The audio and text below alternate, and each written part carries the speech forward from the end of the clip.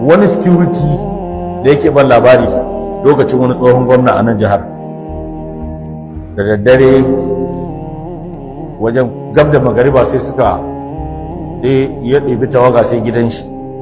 An tafi gidan gwamna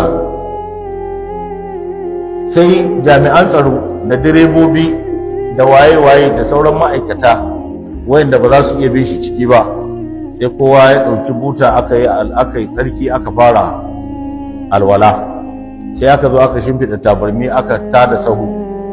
ya ce wallahi malam an tada sahun nan, ya ga an tada sahu liman ya kabbarta, kawai sai ya fito daga falo, kawai sai ya nufi motar shi, kowa sai ya yanke sallah tun daga kan liman har waye. Jami'an tsaro aka ɗauki bindiga da gudu ana bin shi. Sallar da ba a yi kenan ta magariba ba a yi ta isha ba, sai da aka kai talatinin dare an gama, kowa an ce ana iya sallamar kowa ya tafi, sannan mutane suka je suna sallah.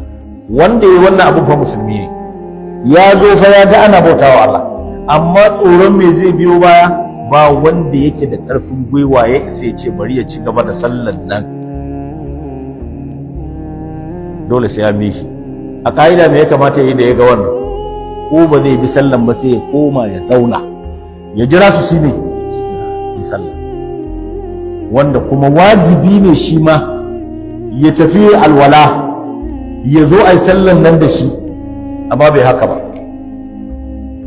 Jama'a ku duba yadda shugabanni mafi yawan lokuta ba ababen sha'awa ba ne, wallahi ababen tausayi.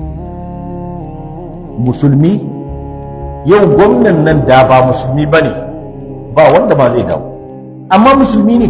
To bari ku ji, ni na yi imani akwai wanda ba musulmin ba ne in ya ga ana sallan zai koma, ko ba irinsu? Akwai su.